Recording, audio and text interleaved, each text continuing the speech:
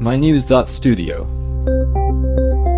Imagine walking through fields where flowers stand silent, crops don't bear fruit, and no bees buzz in sight. It's hard to picture, but that's what's at risk if pollinators disappear. That's a powerful image. Just to ground us, today's date is 2025-05-31.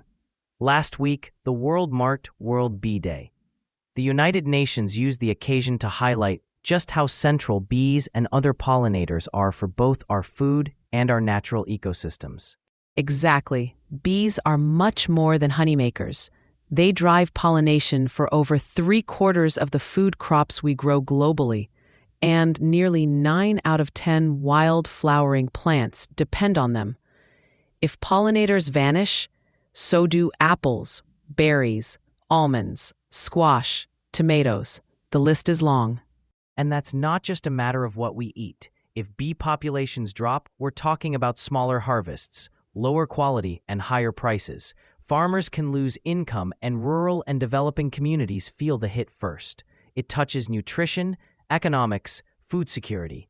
Right, and all of that stems from a few main pressures. Habitat loss is a big one. Then there's intensive farming, widespread use of pesticides, climate change, and pollution. Each factor chips away at pollinators. And just to be clear, it's not only bees. Wait, so you mean birds and bats too? Exactly. Many other insects, birds, and bats are also pollinators and face similar threats. On World Bee Day this year, there was a real push for action. I saw Slovenia and the Food and Agriculture Organization hosting a forum. They brought together policymakers, scientists, activists. Was there anything from those talks that stood out to you? Yes, the diversity of solutions was striking. Some groups focused on habitat restoration, rewilding, planting native species. Others talked policy, like restricting pesticides and shifting to agroecological farming. There's also a big education push, getting people involved in pollinator-friendly gardening and farming. So it's really a layered approach. North America's Pollinator Protection Campaign is a good example. They've managed to push through policy changes, fund a lot of research, and even publish guides on what to plant, tailored to local regions. Millions of acres have reportedly become more pollinator-friendly now. But can these models work elsewhere? That's a big question. What seems to work in places like Slovenia or North America is the collaboration. Governments, scientists, local communities working together, and combining traditional knowledge with scientific research. Other regions can adapt these lessons, but local context always shapes the outcome. Let's talk about food security for a moment. Which crops are most vulnerable if bee numbers keep falling?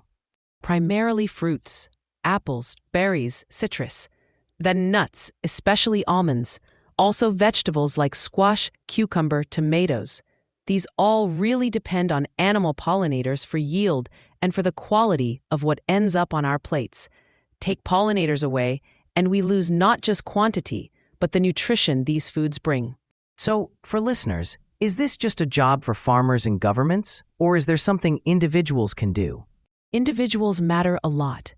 You can plant gardens with pollinator-friendly plants, avoid using pesticides, buy from local beekeepers, and even join citizen science projects tracking pollinators. When these actions add up across communities, the impact is real. This goes beyond just saving bees for their own sake, doesn't it?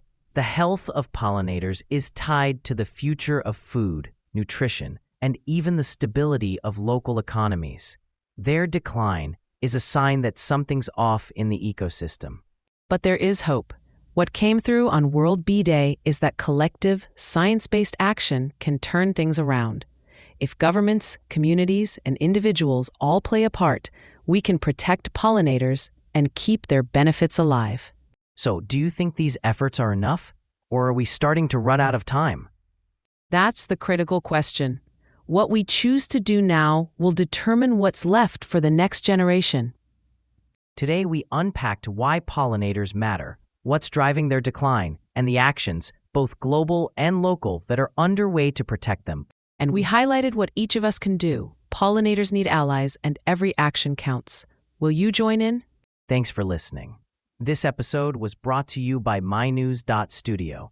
Try it for free.